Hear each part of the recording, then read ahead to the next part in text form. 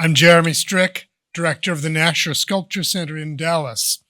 We're delighted to be here in New York tonight in generous partnership with the new museum to bring you this discussion, Public Figures. We extend our thanks to Andrew Westover, the Keith Haring Director of Education and Public Engagement here at the new museum, and to all of his team for working with us to organize tonight's talk, as well as to our moderator, Massimiliano Gioni, Edlis Neeson Artistic Director of the new museum, for the energy and imagination he has dedicated to shaping the conversation. Before the discussion begins, let me give you a bit of background on the Nasher Sculpture Center. The Nasher is a museum born from the collection gathered by a Dallas couple, Patsy and Raymond Nasher, who spent decades seeking out exceptional, modern and contemporary sculpture that they believed to have paved a way for ever more imaginative modes of the art form. The original collection spans from the likes of Rodin to Calder to Magdalena Abakanowicz and Anish Kapoor. In addition to highlighting works from the permanent collection, the Nasher Sculpture Center also presents ambitious contemporary exhibition programming. Recent exhibition artists include Mike Duperret, Melvin Edwards, Michael Dean, Ronnie Horn, Betty Saar, and Carol Beauvais, to name a few. In the spirit of the Nasher's commitment to exploring the ongoing evolution of sculpture, in April 2015, the Nasher Prize was inaugurated, the most significant award in the world dedicated exclusively to the art form. It is presented annually to a living artist who has had an extraordinary impact on the understanding of sculpture. Each winner receives a $100,000 prize conferred in April of each year. Our laureates have included Doris Salcedo, Pierre Huyghe, Theastra Gates, Isa Genskin, Michael Rakowitz, and most recently, Nairi Bagramian.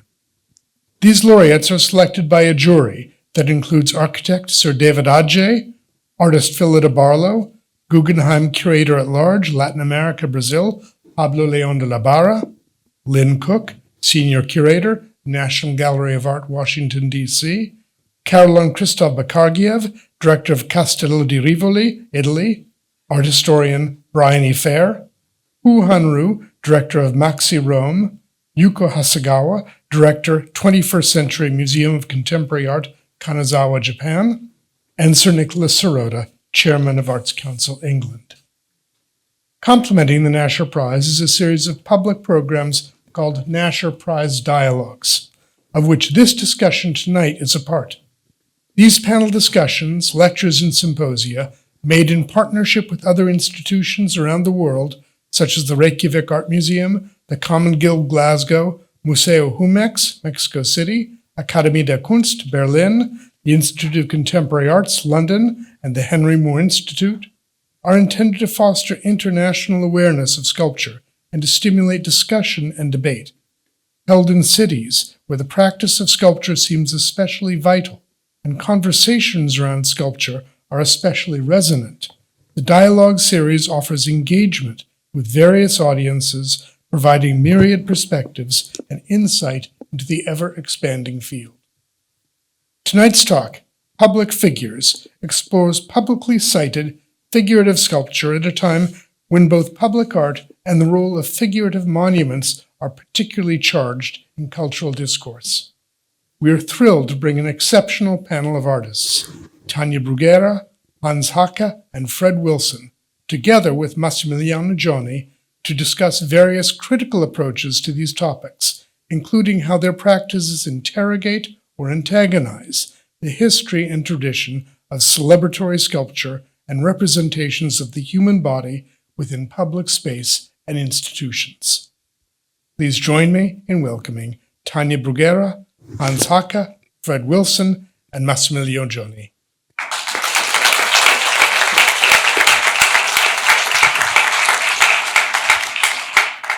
Thank you, Jeremy, for the wonderful introduction, and thank you for all the work that the Nasher does to preserve, promote, and reinvent what sculpture is. And it's really a wonderful museum, so it's a great honor to be here today with you as both guests and hosts. And we have an amazing lineup. I'm very, very proud and humble, and really thank you so much for coming out tonight. I also have to say it's my first panel in real life since 2020. It feels strange. It's our third panel in the museum in real life since 2020. Personally, my very first. And we actually have people also at home on stream, and so it's a very, new experience.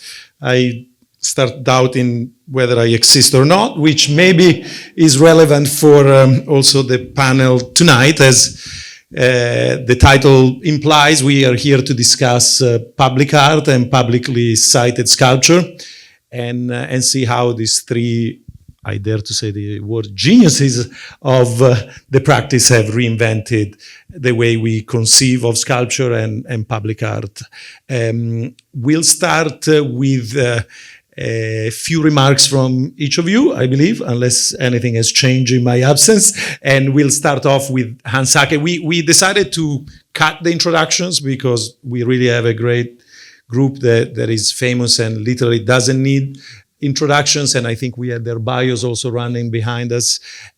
We start off with Hans Haacke, who is returning to this theater after a couple of years too. In fact, we had a wonderful exhibition with Hans, I believe in 2019.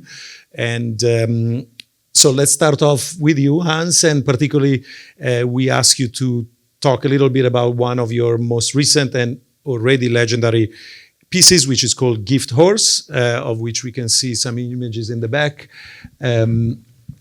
which is an extraordinary reflection on what monuments can be in cities and their function and their meaning. And we also had the honor of hosting it on the fourth floor, so it's a sculpture that exists both in the public realm and within the walls of museums. So you want to tell us a little bit about this project?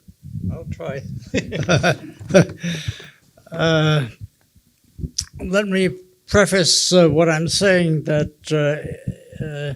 my memory is fading, and so take what I'm saying with a grain of salt. The Gift Horse.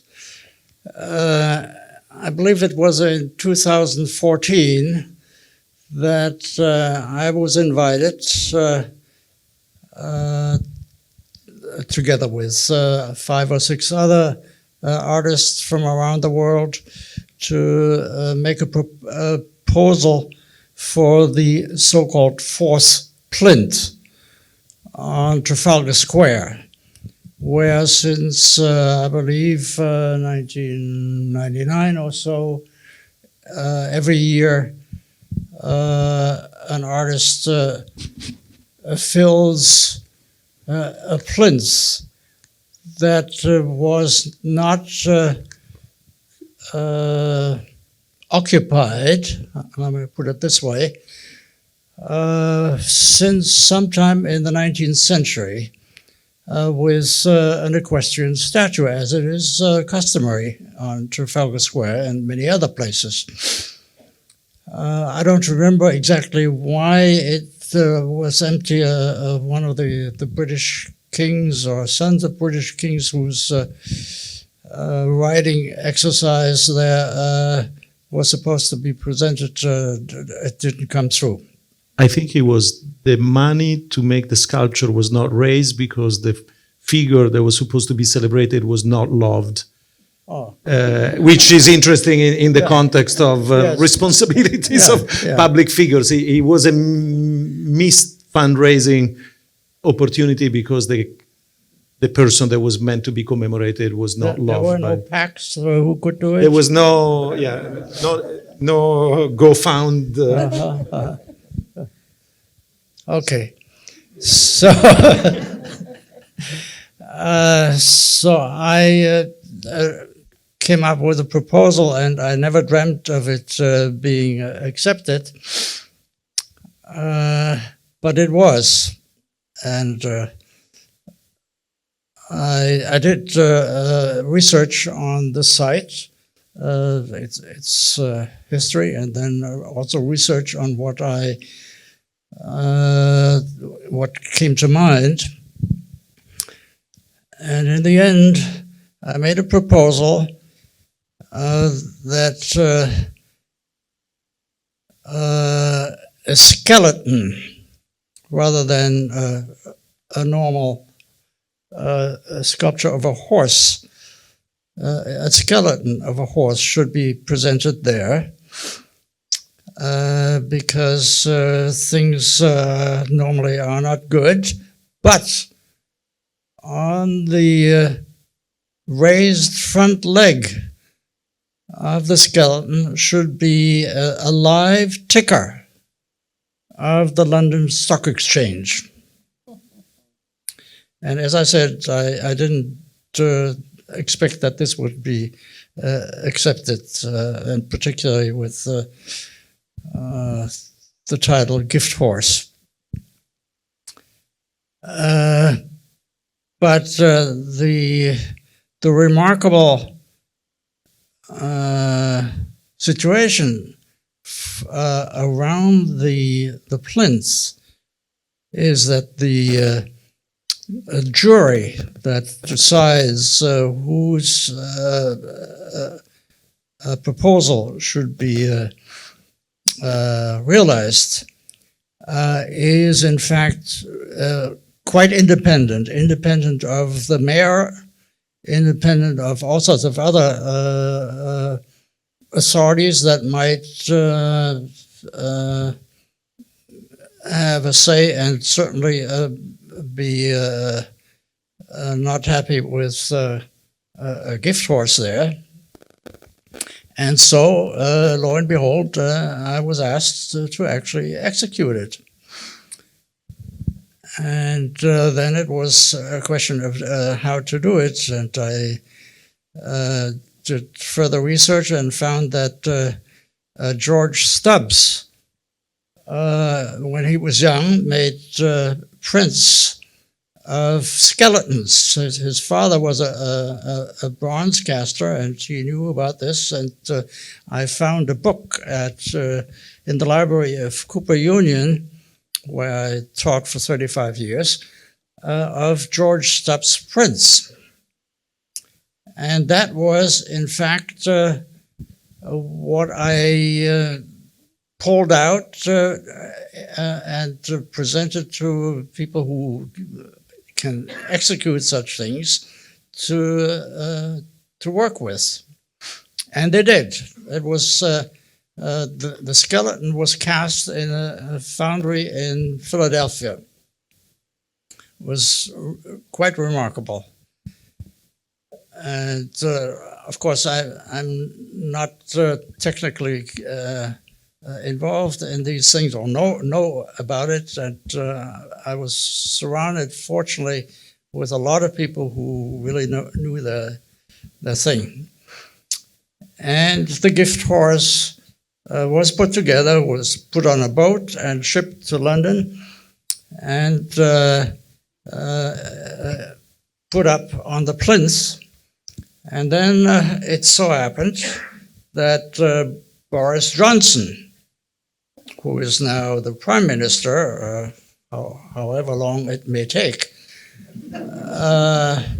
Boris Johnson was the mayor at the time, and it was customary that the mayor would unveil whatever an artist had produced for this empty plinth. And he did. And I was there with my camera, and I was standing behind him, and I took a photograph of his white hair. He has a lot of hair, and he loves it, and he goes with his hand into his hair all the time. And it was just at the moment when the head of the gift horse was unveiled. And I remember him saying that it reminds him of the subway system of London that needs to be taken care of.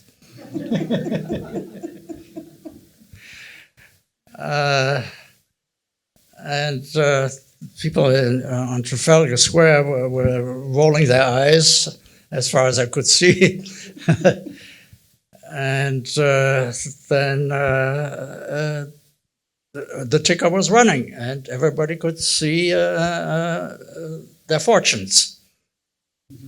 So you were also a fortune teller of sorts in that occasion, no? Oh, well, I couldn't predict what the stock market in London would do at the time. And of course, every time this work was exhibited somewhere else, including here at the New Museum, the local stock exchange, that in this case, the New York Stock Exchange ticker, was running and telling us how we are doing. It's actually quite interesting that besides this presentation, it was never shown outdoors, no? It was shown at the New Museum, it was shown at the Haus der Kunst with Haacke and Windsor, and I think those were all the presentations, but it's never been shown in a square. Do you think that has something to do with the exceptional opportunity that the fourth plane grants to artists? I mean, would it be met with more opposition if it were to be shown elsewhere? Possibly, but what is fortunate with the fourth plinth, there is a plinth. You can't reach it. You can't damage it, or you really have to come with equipment to climb up there. But if it were in a public square here, you might have to have a guard there. Yeah. And thinking of Boris Johnson and actually thinking the very fact that it was realized, how for you as an artist, it's a bit like the Groucho Marx, no? That you never be a member of a club that would accept your nomination. How actually the realization of a piece that is so clearly critical, the very fact that it does get realized and installed in the public space, does that feel actually as a consecration of its force, or maybe a weakening of its potential? I don't even know if you really think about this. Well, as I said, I was very surprised that it was accepted, but I was glad. Yeah. But maybe I should mention, I believe when it was here at the New Museum on the top floor during my exhibition, in the review in the New York Times, it was not mentioned. Really? I believe so. Wow, that's more than a horse, it would be an elephant in the room. Or if so, barely. Oh, really? Yeah. Oh, that's interesting. So I want to pass on the word to Fred, and we'll go back. Yeah. And Fred, you chose an image of a legendary project of yours, and you want to take us through. Hello? Yes. Yes, and you can see how old it is. It's grainy. Wow. I was trying to think of public figures that I've done anything with, and there are a few, but very few. But anyway, so I figured I'd start with perhaps the first one, and while it was in a museum, and museums purport to be for the public, which can be, well, that's a whole other story. But anyway, in the Historical Society in Baltimore, looking around, I had the run of the whole museum to do whatever I wanted to do, but everything had to be on the third floor, and I didn't mess with other floors. So they had all these figures, these cigar store Indians that I can't say, since I'm a New Yorker, I sort of, and I've lost track of whether they're in front of any place anywhere else. But anyway, they're not here. But all throughout the museum, they had these figures, and so I collected them all and put them all together. However, they're all facing away from you, and the title I gave them individually was Portraits of Cigar Store Owners, because it really is not a portrait of any Native person I've ever met. But anyway, and they're facing away, so you can't take in their images, and facing away. But what are they facing? They're facing. I asked the chief curator. I wanted to meet with the Native community in Baltimore, and she very seriously said to me, "Well, there are no Native people in Baltimore." So I went out and found the Cherokee, the Piscataway, and the Lumbee communities, and borrowed photographs of their families, some early ones and some more recent photographs. And they all came to the museum for the opening, never having ever stepped foot into that museum before. And that's kind of how the whole opening went, people who never stepped into that place before. Even the one on the far, that's your left, is by it's a portrait of his daughter. He used his daughter as the model, as the kind of, he was a German immigrant, and so that's his Fräulein daughter as a Native person. And so it went on from there. Behind the figure on the right was, before I got there, there was an exhibition of duck decoys, and it was a historical sighting. But anyway, what's on the wall? It was there for that show. It's the map of the Chesapeake Bay, and all the duck hunting clubs were on the map. So I decided, why should I take that down? I just add the native tribes onto the map with the duck decoys. There are other things related to this, but this seemed to make sense within the context of this conversation. Well, I want to ask you, in a sense, you most notably with this show, but also we'll see images from your 2003 Venice Biennale intervention and in many other projects, you have used the exhibition and the museum as almost as a medium, which is something that all of you have in common. Hans, most notably also in his own 93 Venice Biennale, he turned the container into a sculpture of sorts. So I want to ask you how you came to that idea and what did you learn or what did you expose about museums in that practice and in many other of your interventions? Well, I kind of, when I do these museum projects in museums, they're really, from my own experience working in museums, as I say, I was a guard at my college museum, and you sort of really get to know how people react in that space. And of course, you're invisible as a guard. And I'm there, but I'm invisible as a person. And what was I going to say about that? Well, and I really, early on, when after college or whatever, I would go to, I used to work in the Metropolitan and work in the Museum of Natural History in the education departments, freelance kind of way. And then I would go from there, from the class, usually back and forth between the two museums, and then go to my other job, which was running some community centers in East Harlem.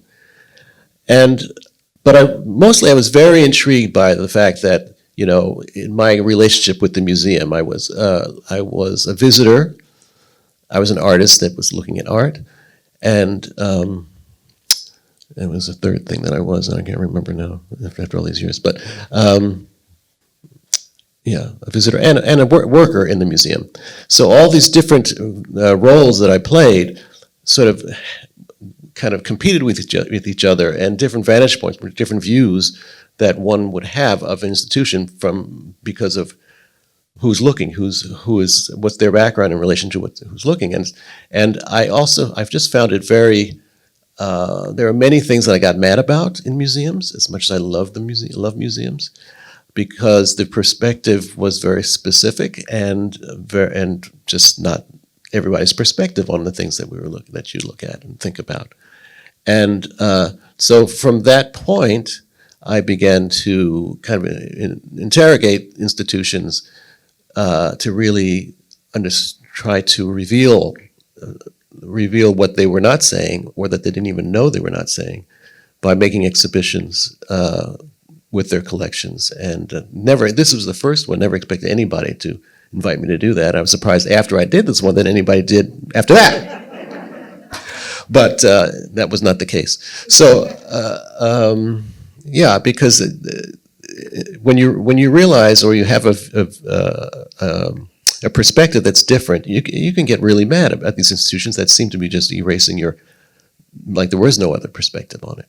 And going from the Met to the Museum of Natural History, where I work, sometimes, well, they do have similar collections. They talk about them in completely different ways. If we look at, Africa, Asia, Latin America, they have plenty of things, and they're sometimes the same things, but their focus is particularly very specific to their scholarship, and not a holistic view of an object or a history. So for the viewer who's coming to it without any critical eye, you assume that's it from that perspective. I mean, maybe you go as a kid to the Museum of Natural History, but you're not sort of taking it in the same way that you would take it in as an adult, and certainly across the park. If you go to both museums, it really becomes very clear that they have agendas and particular scholarship. And I love scholarship, but the idea that there's only one view of something, and they're so good at making you think one thing about something, and you go away and you think you know it, but you do not know it. So that really, really got me upset and angry, and so was from that. And I'm a very calm person, but that's my way of being angry, is to get in the museum and root around in the basements and presenting it to the public, a different perspective.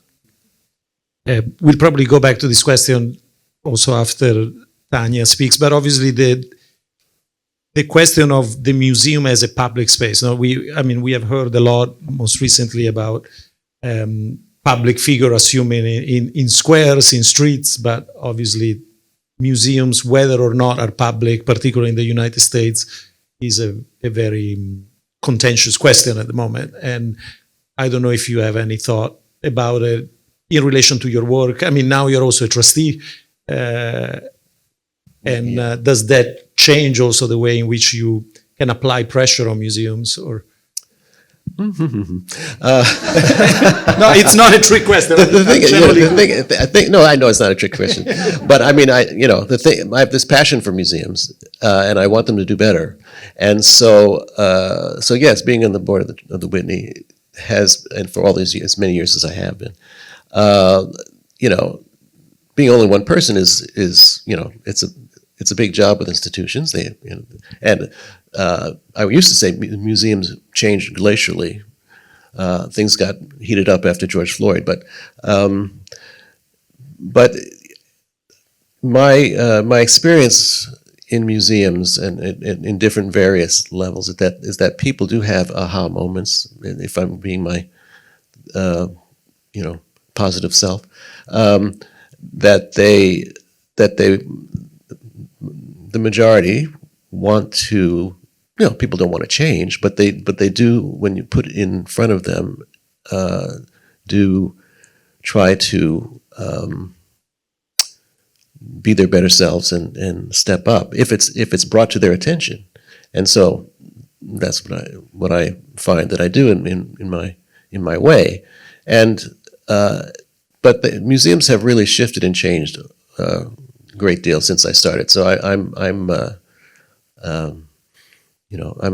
just a positive person and believe that they can change more, and they are changing more because of, well, at least the Whitney anyway, but the diversity of the staff and the diversity of the trustees, and of continuing trying to pressure and push those that aspect of their institution, and making them aware of just the sort of the minor little things that are conversations and social things that happen when you're just not aware of other people. You're in your bubble, and so that is shifting too. So I'm pretty happy about that. I remember my first meeting at the Whitney.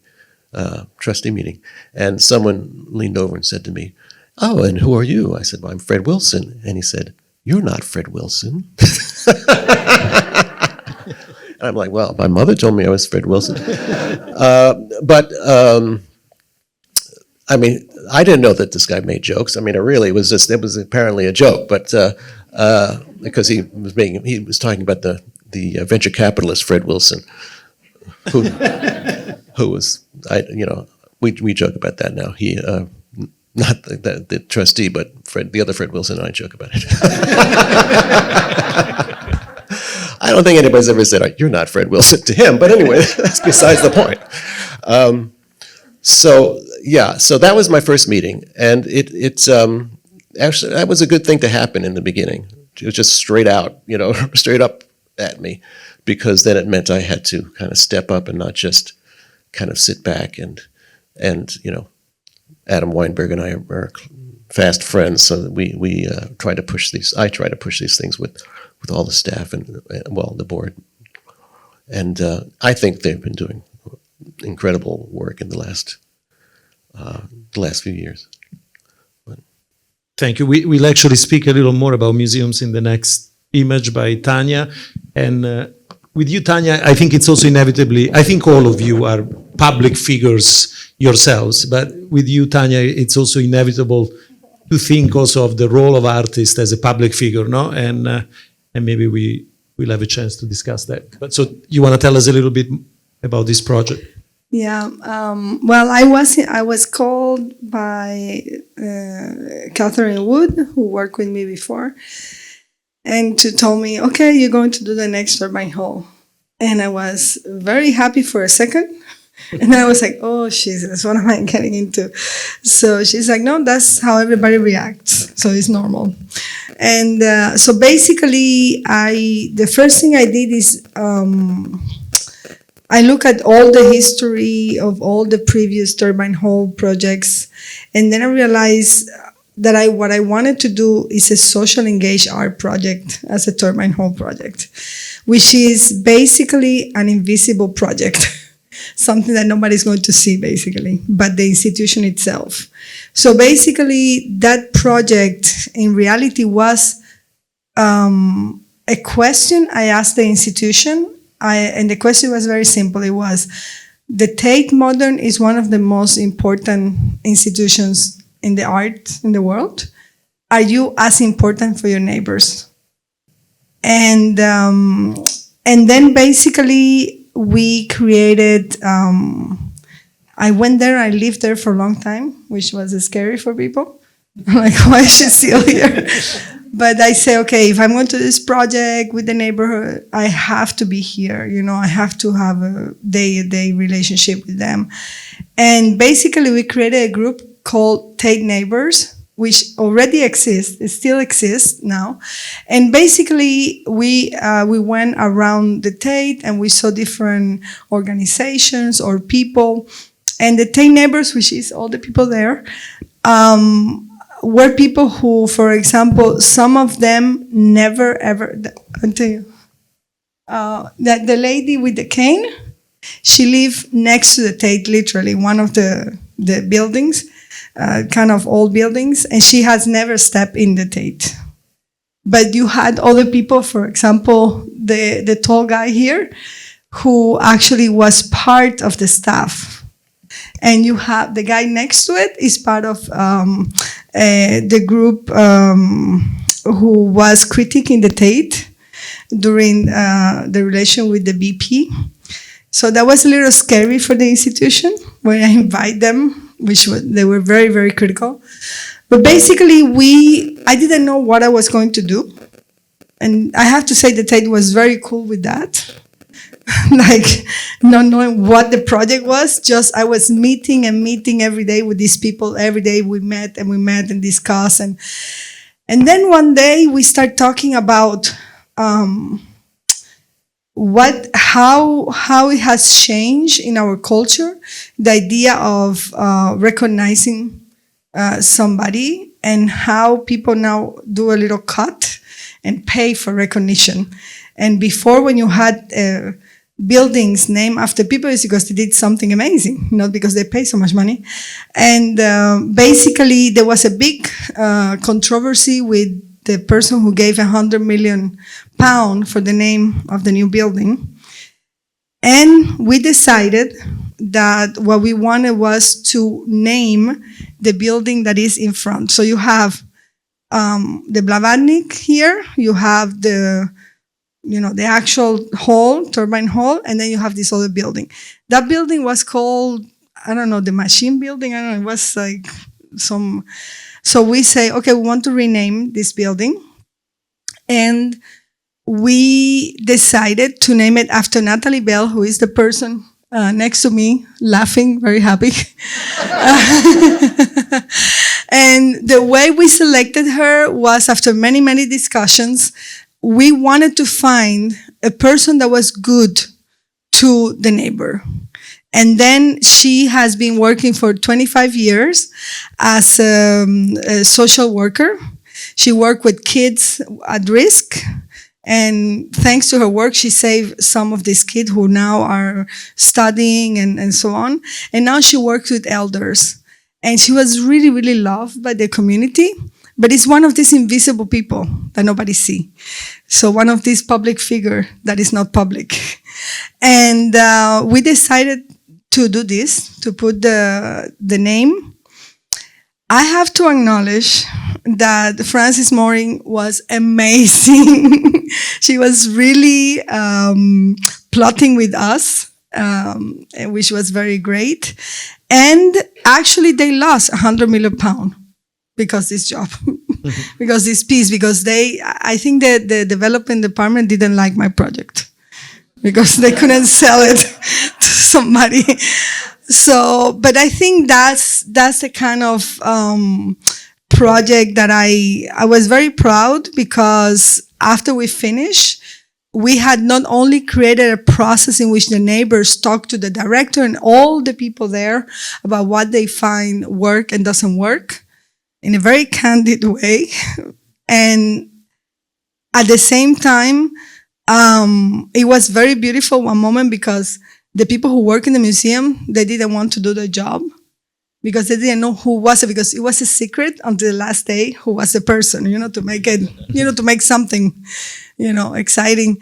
And as soon as they were explained who the person was, in less than 24 hours, the whole building had the new labels. Everybody was super excited, so that was quite beautiful. And then at the end of the project, of course, I wanted to do, let's say, an invisible sculpture, a sculpture that is in your hand and your heart, like something that is not to touch or to see, but to feel, no? And I also wanted to ask the institution, can the institution feel? Can you feel? Can you feel your neighbors? Can you feel the people who are working in this place? And at the end, I learned a word that is legacy. I didn't know this word before. And it's because Frances Morris came and said, okay, we need legacy. So the legacy of this project is not only we're going to put the name, but it's going to stay there forever. I don't know how forever means there, but it's been still there. But at the same time, everybody was very happy. But I say, you know what? Only do metaphors and stuff is not enough. So I say, what we need is to have Natalie Bell, who is part of the neighborhood, who is not trained as an artist or anything like that, to be in the trustee and in the trustee board. So now Natalie Bell is sitting there, and she is part of the decision-making process when there is a project or something like that. So I think... But that's not, technically that is not a lifetime. Well, she's there for a while. Yeah. And they love her. So I don't know. I don't know how that works. But, there are certain, and this, there are certain works, and you also know this, there are certain works that you do it in such a way that if they take it away, it's a problem. Yeah. Well, case in point, maybe we can look at the next project by Hans, which they tried to take away, the Reichstag. Can we see? So do you want to tell us about this project, which is still in Berlin, still in the Parliament building, and how did it start, and how it nearly didn't happen? No? Oh, it did. Yeah, but it nearly didn't by yeah, two votes. Yeah, no? yeah, right, So- right. Well, when East and West Germany was reunited, eventually the Reichstag, the building where the German Parliament was meeting since sometime late in the 19th century, was reconfigured to house the Bundestag, the current German Parliament. And in the late 90s, artists from many countries, if I remember well, from the countries that occupied Germany after the Nazis were defeated, were invited, including some German artists, for to come up with ideas for permanent installations in the building. And when much of it was decided or even installed, one of the artists, and I don't remember who, didn't come through, and then I was invited to fill the gap, and the gap was in the northern open-air courtyard. And as I often do, I study the history and look at what happened there and so forth.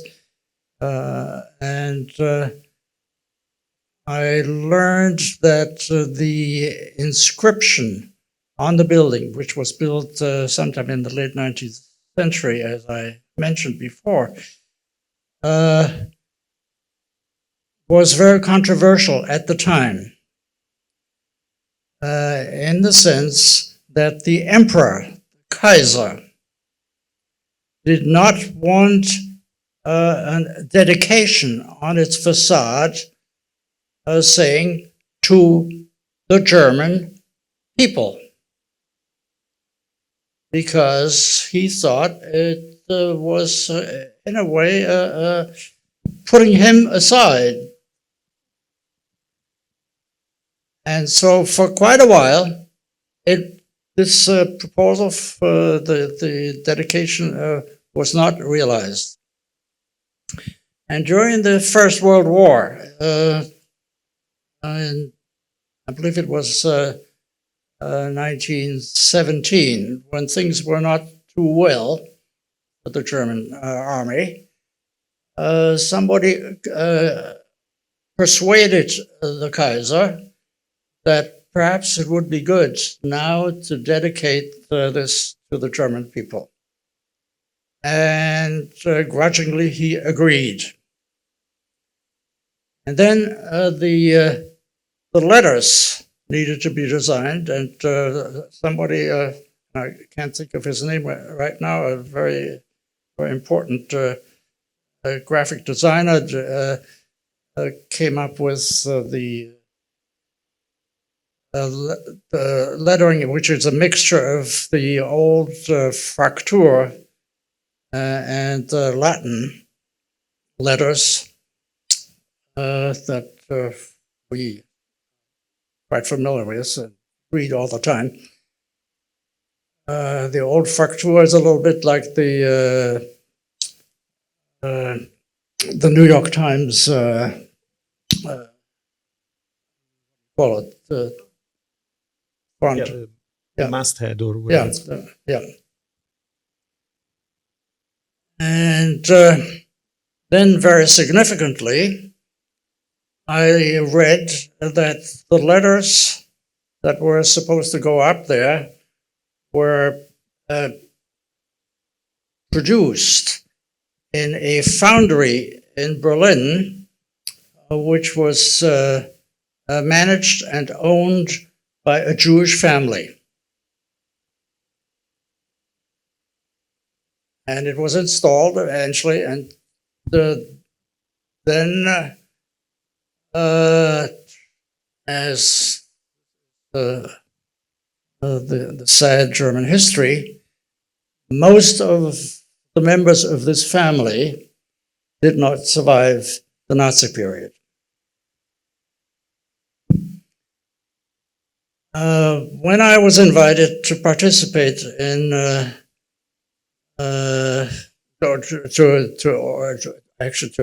when I was invited to fill in the northern open air courtyard, I visited Berlin. I knew it, of course, I visited the site, and I saw that it looked different than it looks today. That on the weekends in the grass in front of the building, families were hanging out with their kids and playing and eating and so forth, and most of them were Turkish. And Germany at that time, there was a very large immigration of Turkish and also Southern European people. They came to work in Germany. It was not refugees as it is these days. And of course, and at that time, there was already some resistance to non-Germans. Nationalism was coming up as it has many other countries. And so I thought in order to somehow address the social political situation that I encountered, I wanted to juxtapose with my proposal the dedication to the German people, which originally was not, did not have a nationalist connotation, was one that made it clear that it is not exclusively the Germans and their fate, but everyone who lives in the country is being governed and by the parliament. And I came up with the idea to dedicate it to the population, der Bevölkerung, everyone who lives in the country. And by that time, I believe 10% of the population in Germany or more was already non-German born. And I submitted the proposal, and the committee that made these decisions, of the members of the parliament, was mostly for it, with the exception of 2 members. But they voted, because it was the majority, to accept it and have it realized. And the 2, and particularly one of them, a member of the Christian Democratic Party, was very upset, and using the rules of the German parliament, he demanded that it should be decided by the entire membership of the parliament. So there was a debate of the entire parliament about this, and a vote eventually. And it passed by a slim majority of 2 votes. The Christian Democratic Party totally voted against it, with the noticeable exception of 2 women, both Christian Democrats, a former speaker of the party and a Bavarian representative from Nuremberg. And then it was in fact realized. And my proposal was that not only in the same typeface as the dedication on the facade, it be der Bevölkerung, to the population, and that members of the German parliament be invited to bring 100 pounds of soil from their constituency to the courtyard and drop it around the dedication. And some did, mostly from the Social Democratic Party and from the Green Party, but also a few others. And eventually, after many years, also members of the Christian Democrats. In 2008, I took a photograph of what happened with the soil. It contained lots of seeds, maybe naturally or actually seeded by the members of parliament, knowing what might happen. And it grew up. And later on, there was a chestnut tree and other big, the chestnut tree actually was very tall during a year, I don't remember when it was very, very dry, it died, and there was not, the soil was not deep enough but it's still growing, so it's an ongoing thing. And now the opposition has sort of calmed down, and about 300 members of parliament have brought soil and seeds. You know, there is a recurring theme that your pieces need to be voted in favor or against, which is ironic because you started, I mean, famously, you made art with polls. So I don't know if it's some kind of compensation, but kidding aside, you know, we have seen in the previous administration, you know, a clear effort in America to determine what type of buildings get built and what type of, I mean, it didn't go as far as monuments, but a regulation of the public space. So, you know, here we have an example of that probably only in Germany could happen, that such a monument is approved and voted in favor. But I wonder if all of you have any thought about making art by approval or by vote, and what are also the dangerous implications of that, that, you know, with the wrong majority, we could have squares that are filled with the most frightening products of human imagination. And I don't know if it's something that you go about thinking in your own work.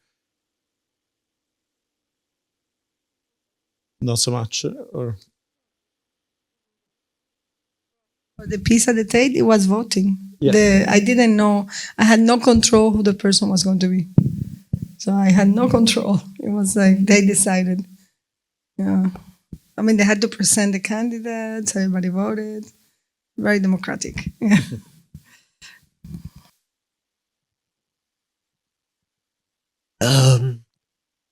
I guess several of my public commissions have, you know, from a body on high, just sort of decides whether they want it or not. I'm and anything that is somewhat, uncomfortable, either they didn't notice within the piece, or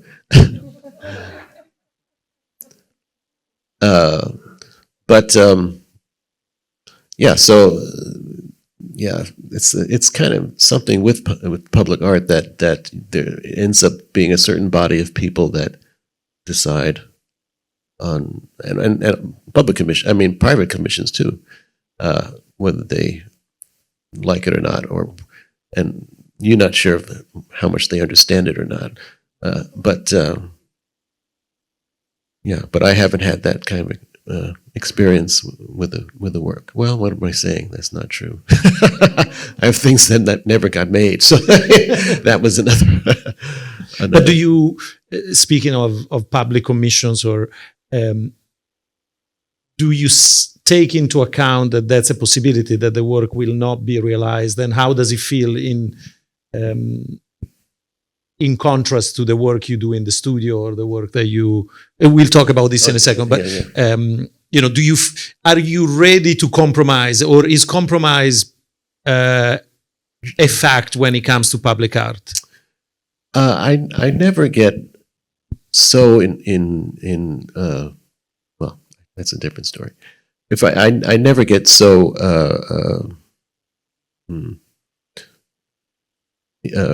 in the conversations with people, and as the project comes to fruition, never do I change my project.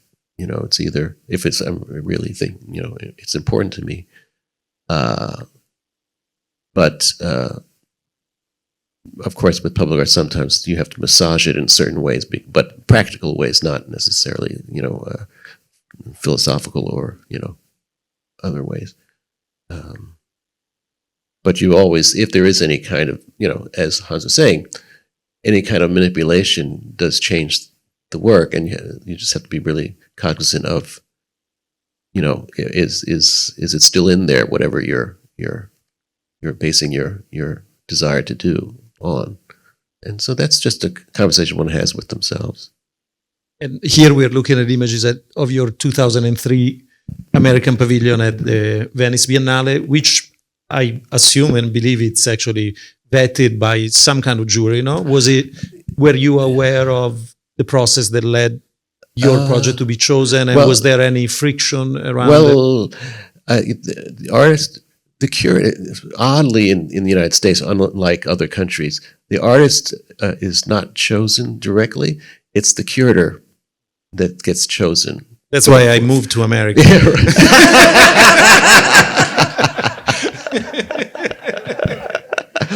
Yeah, you should do the Biennale then. You really,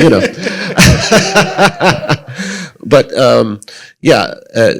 you, of course, you produce the proposal, and it's the curator that's chosen, oddly enough, and so I'm sort of a little separated from that part of it. Of course, there's the court of public opinion later, but with the project, it's really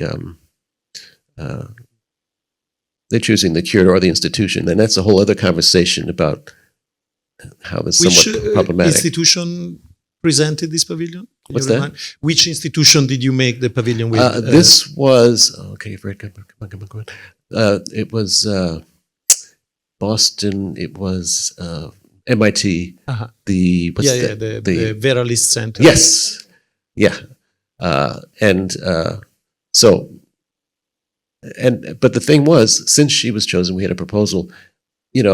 Proposal is sometimes not in fullness of the project, especially when it's varied spaces. And I hadn't started it or anything. I mean, you apply for these things, and maybe you get it, maybe you don't. So I didn't think it entirely through all the different parts of what I would do. In fact, I just have to be a fanboy once. My favorite pavilion was Hans's. I mean, it blew me away.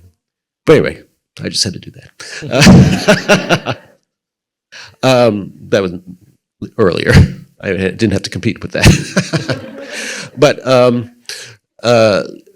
so I loved Venice and had been there many times before, and decided that to propose something about the Africans of Venice, because I saw this really. This is in 2003, a real disconnect in the reality as opposed to the fictive idea of what was Venice at that time. So and since I had been, and being African American, you do notice African Americans in art and people and all that, and so this gave me a great opportunity to sort of delve into it much deeper. And really, at the time, if you ask most Italians, they would say they didn't think there was any population of Africans there besides the Senegalese selling bags and things like that. But for me, it was a really deep connection that people were just not sort of seeing. It wasn't part of their reality. And so, but if you go to the academia, the Veronese has about 10 or 5 or 6 Africans in the painting. In the Carpaccio, this is a fabulous gondolieri, African gondolieri, and there's a second one. And, many of the major painters, painting what they saw in the scene, the city scene. So for at the time, for me, everyone thought this was a new phenomenon, seeing Africans, around. But in fact, it went back, to 1500, 14, So, and for various reasons why they were there. Of course, there's nothing about them anywhere, and that's a whole other project for a historian. But so I went around sort of collecting images and thoughts about the Africans of Venice because I wanted them to be visible. I saw them, and of course, I got to know a lot of the bag sellers, these Senegalese guys, and wanted to put them in context, with the history there, and make as a place that it's not as foreign as most Italians thought they were. So the project ran the gamut of imagery and ideas related to that. This is just as you walk into the building, and these are from far away. People thought that these were actual statues there, but they were scrims, just like so much Venice covered with scrims when they when they're working on a building, and these 2 characters are 2 of 4 characters from the Frari Church in Venice, of these huge figures holding up a Doge's tomb, and so I just had them reproduce and have them holding up, Stati Uniti d'America, and of course I love the connection between. People would ask me, they think, Fred's doing something about American slavery. I'm like, well, no. And so then from that, there were other things on the outside of the building as well. But from that, this connection between, the Republic of Venice and the Republic of the United States were not too far apart in this aspect of history. Very different environments and different reasons for being there, but it was a way for me to kind of just start it off. People thinking it's America, it's not America. What is this? And for the Venetians to sort of perhaps recognize something that certainly the thing for Venetians is that just doing anything about Venice was really a big deal. I made the first big chandelier in there. And that the folks in Murano just went wild. But anyway, so the whole project, it was public figures. These I thought that's why this particular image would be of interest in this topic. But the whole project was about this the Africans of Venice, from the early centuries to today. Well, and the notion also that the exhibition makes, rather than making public art, you're making things public, and which is also what was happening in mine in the museum, and which is ultimately, I think, what public art does. No, it's not just public because it's in a shared space, but because it makes certain ideas or people visible and public. And Tania, do you want to look? I don't know how we're doing with time, and if you're still with us, maybe we can look at your project, which was also part of your commission at the Tate. Well, I asked that question to the institution, but I asked a question to myself when I was doing the project. And the question I asked myself is, can a social engaged project like social sculpture can be just done for one person? Because many times we think about social art or social engaged art or whatever we want to call it, or public art for the masses, and the more people are related to the work, supposedly more successful the work is.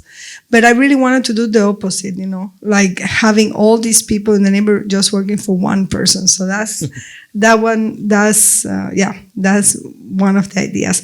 And then I did this other project, which is not very clear here, but basically this is an art piece, let's say a sculpture or whatever you want to call it, a social experiment, which is a piece that is actually talking about Facebook. This is an artwork I created thinking about Facebook and social media, and taking this idea of virtue signaling. I mean, I'm an activist, so I get really pissed off when people just click, and they don't do anything else. So I really was mesmerized by this idea of people feeling good with the world and with themselves just by, showing they are good people, but not doing it. So I just wanted to say, okay, this is a piece about people crying for no reason. But they're crying, so they care, right? But you don't have the subject of the care. And this is, you enter the space, and then there is this chemical in the space that make you automatically cry. So it's the opposite of a crowd pleaser. It's exactly. the opposite of a blockbuster. Exactly. And the interesting is people start looking at each other. So it's like the piece is the people crying, and then it's all this competition to see who cries more, which is, it always goes that way. And no matter what art you want to do, it always goes that way. But I think it was for me very, very interesting to materialize this feeling, of behaving in a way without feeling the behavior, without having the cause for such reaction. And also it's an interesting piece because every time I install it, I've installed it 3 times now. Every time I install it, I have to change the mechanism, because I learn more and more about the chemistry, and I learn more and more about system of ventilation and ways to bring it. So it's the only piece I've done that I have to rethink the technology all the time, because it's progressing. I have to say the first one was very like a piece of metal with a little tube thing. It was very primitive, Now it's a little more sophisticated, the last version. So I think it was, in this piece for me was about this, but also about how people see each other, how the audience become the object of the piece, So. I don't want to put you on the spot, but obviously you mentioned your activism, and you've been embattled in a bit of a adventure with your native country. I want to ask you how you, both as an artist and as an individual, how do you live your public responsibility and public life, and how does that intersect with your work? I mean, we do have an image of also Tatlin Whisperer. We did? Yeah, I got one. Yeah. I didn't bring it. I brought it. Can we talk about it? Or Okay, yeah. can we have those 2 images of, Yeah. they are in the last miscellaneous, So This is, one of them. Yeah, so basically I suck at it because I think, to be honest. you don't want to talk about it anymore? No, I mean, now I went to therapy already, so it's okay. So, No, I really came back from Cuba in a very, very bad shape, I have to say. I was walking in Cambridge and I saw a little car, like it was very scary, like a little car coming very slow at night. And I was like, oh shit, they're here. And then I had to go to therapy. I'm like, okay. We say in Cuba, you are not paranoid when you really are persecuted. You know? So basically, it's very. I'm very pleased to say that things have changed since I did that piece, because then I was like a crazy lady, you know, saying things that upset the government. But I think now we have a huge movement of artists who are, I mean, one day one young artist was complaining. I say, please don't complain. You don't know what it's being alone doing this. Now you have all your friends, you know, saying like it's going well, you know.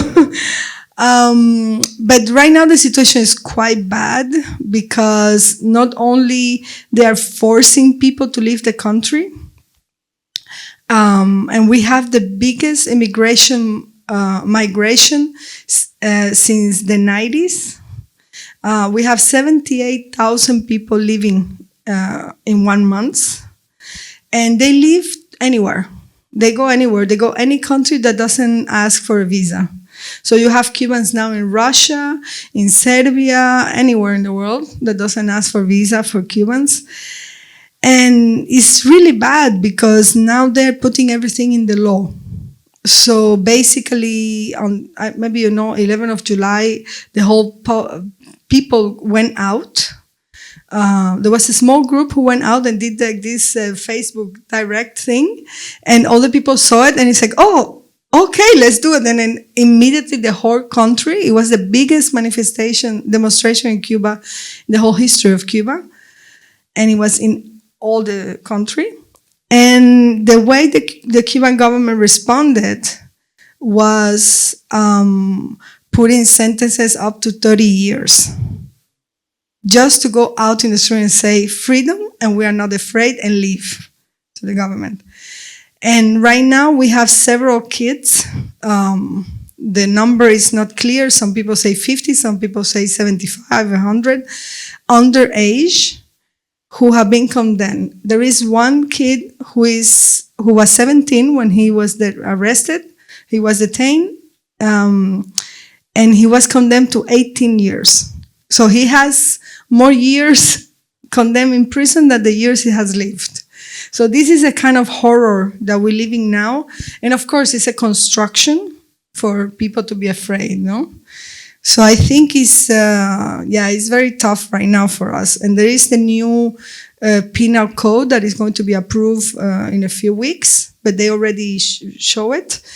And for the first time, before we had only one legal element that put you into ¿cómo se llama?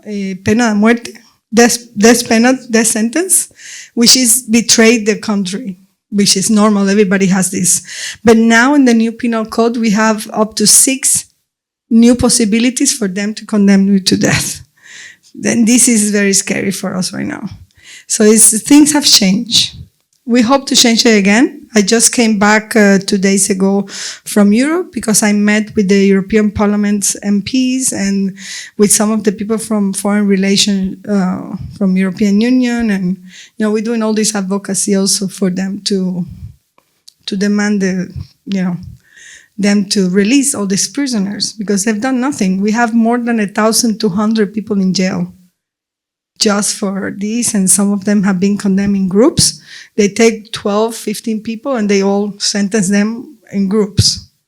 So this is very extreme, I think. But this means that the work the activists did in Cuba was really good. If the only thing they have is violence, you know. There is no dialogue. We ask for dialogue. They defame us in the public TV. We have all our WhatsApp things and signal on national TV, our numbers and the address. For example, I do a project in Cuba called Star, and they put the Google map and the address with this Tejadillo 214, where it was. So people go there with hate, So it's quite intense. But I think people are now very clear that the myth of the Cuban Revolution is gone. People don't support it. The government don't care, you know. And it's very corrupt. You know, you have all these people really doing 8 hours of line for food, and then you have these people in power with this big. The other day I saw a photo of all the people in the nomenclature, you know, and they were very big like this, and the meme says obstetrician clinic because they look like they have like big, you know. No, it's very. The only thing we have is this joking, no, like making joke about this. And now they're doing performance. May 1st, I saw some images. They're doing performance. They're so bad at it. The government is doing performances. Really? Yeah, because they know this is a technique we use, you know, doing performances and actions and stuff. And now they do it, but it was so bad. I don't know who was the giving advice, really. It's not very good artist. Or maybe they thought it was easy to do performance. Yeah. I mean, I don't know if it's the right note on where to end this conversation, but because we have such a great lineup, I wanted to see if the audience has any question. I don't think it's a common opportunity to have such great artists together, and so and nice people too, as far as we know from below the mask. So I don't know if there is any question.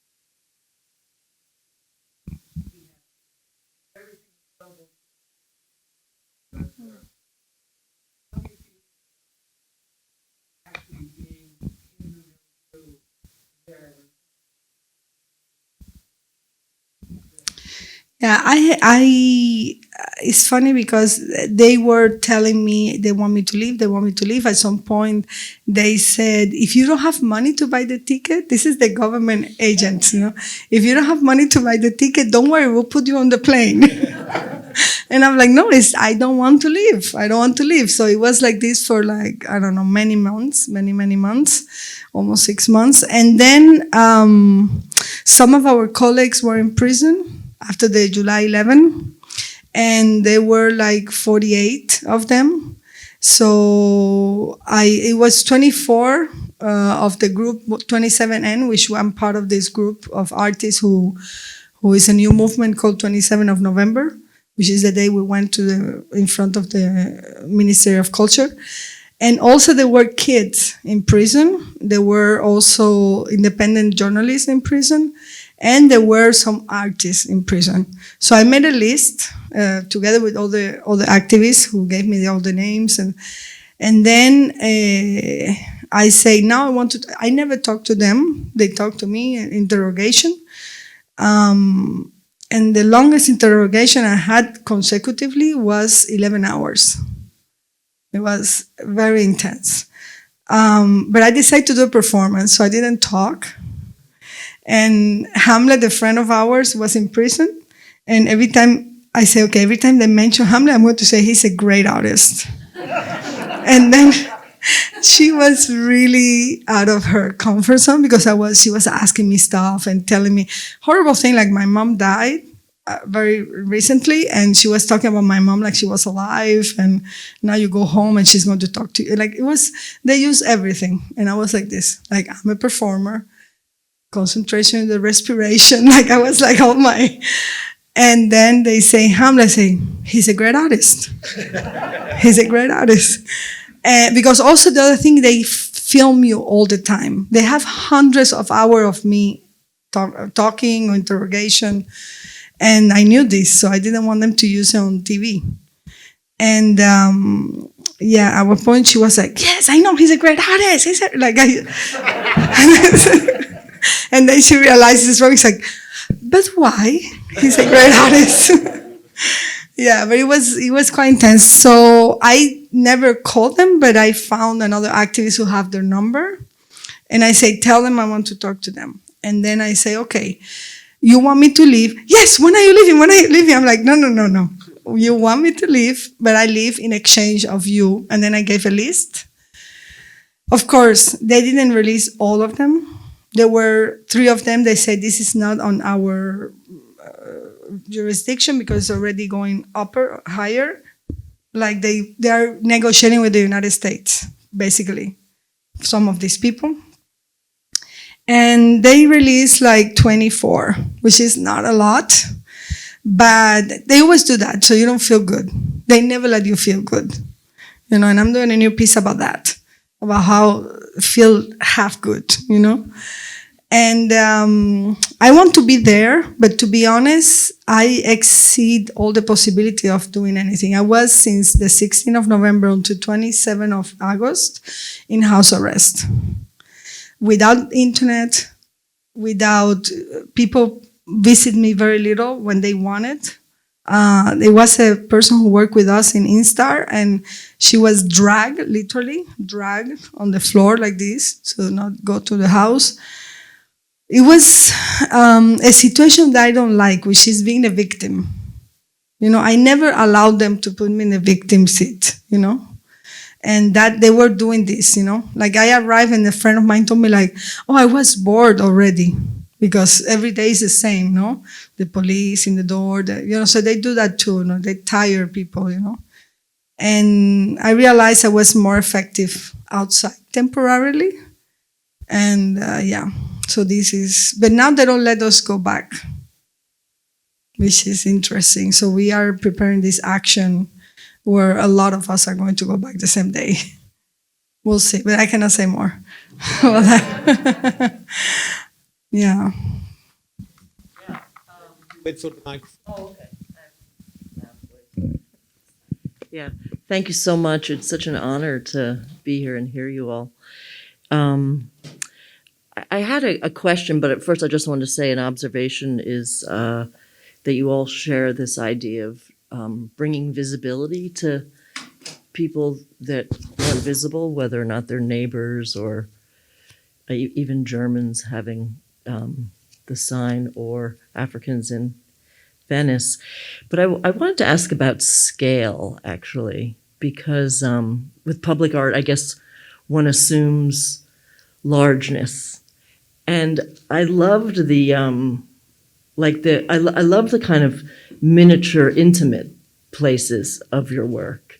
And I was wondering if that's just something you thought about, like bringing the soil, like bringing a square of soil seemed very intimate and almost like a detail, but very poignant. And then can a sculpture feel, like it seems to bring it to a different scale. So I was just wondering if you could talk about that a little bit.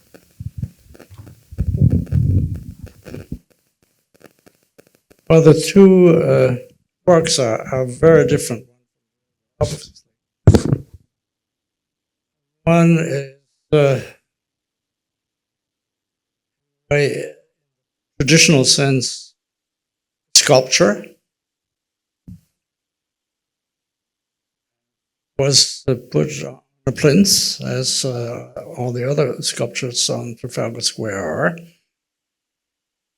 The other one is what one now calls a work in progress.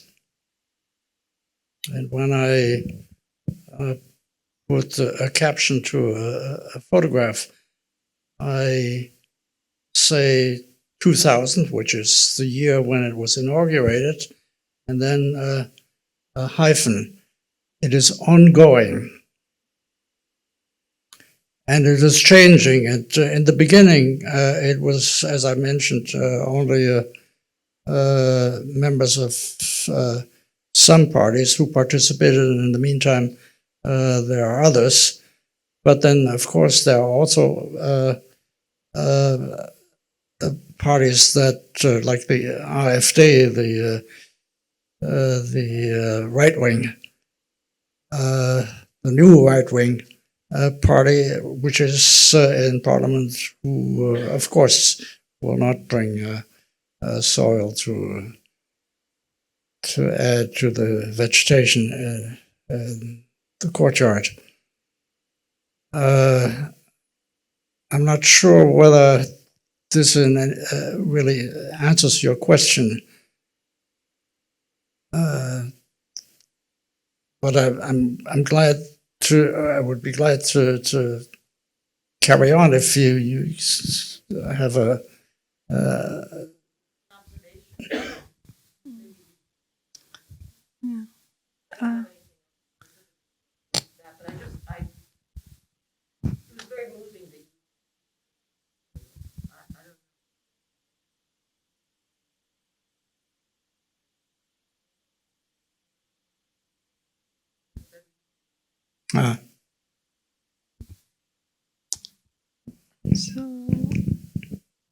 So I think in my case, I always avoid the idea of the public as a generic being, as a generic subject, and I try to see how many different audiences exist for a project, for the same project. And of course, when I had to do the turbine hall, I almost became crazy because this is 2 million people who see the work and pass by, and there's so many different. There is from the tourists that stay there for a little bit because it's one day in London, to the neighbor, to the person who works there, for which the institution is also an ongoing relationship, aesthetic relationship. And with these kids that goes from the school to, so I had to imagine all the potential audience that exists in order to understand what kind of reaction the work was going to have, So I'm always trying to do that. But I liked also the idea to understand the public projects as a personal experience very much, not as a mass where you imagine everybody reacting the same, So I think this is for me very important because it's not what you see, it's what you see is making you feel or think about. And not everybody has the same history, Yeah.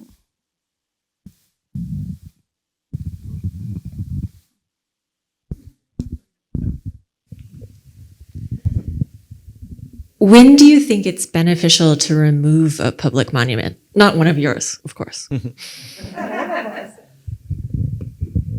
Well, also the tricky thing is mainly contemporary artists don't get commissioned for permanent monuments. No, it's mainly you get commissioned for temporary monuments, which I guess it's a form of modesty that contemporary culture brings to history, but it's very rare. No, I don't know if yours is a permanent monument at the Reichstag. Yeah, yes.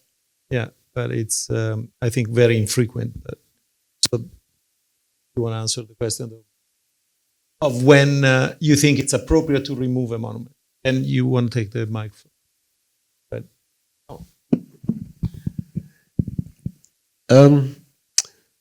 it's an interesting question, and I'm very glad that so many monuments are gone now. Didn't really expect it in my lifetime, but anyway, there's this. I just don't want it to be a complete erasure of what happened and what that represented and how ubiquitous it was and still is in some places. But because sometimes I've been in cities and there's an empty plinth, and it reminded me that I didn't. When I first started going there, I didn't realize the kind of insidiousness of it, street names and not just monuments, and so it to me it's it's a double-edged sword. I don't want it. I don't want the idea of this point, this thing in history happened. I don't want to Disneyfy the past.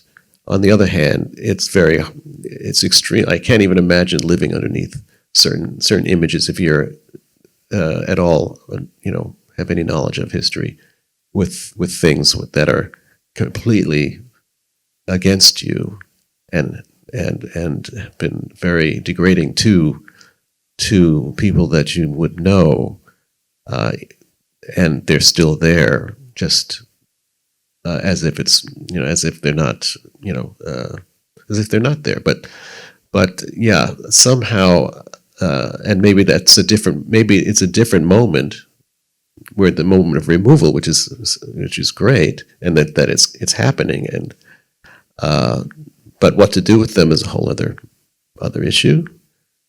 But also the kind of remembering or not forgetting, that what these were memorializing happened even farther in the past, and were not these public monuments were not made at the time of the individuals who they were talking about, were they of. They were not around. This was a later moment of resurgence, or just of desire for that time to come back again. And so I'm really glad that they're gone, and that the next step is to kind of try to understand and try to know how to have the double-edged sword of a way to access the information, the knowledge, and not let it just act like there was nothing happening, or it happened so long ago you wouldn't even know that anybody you knew would know about it. So it's an ongoing process, I think. But removal is, that is the good thing.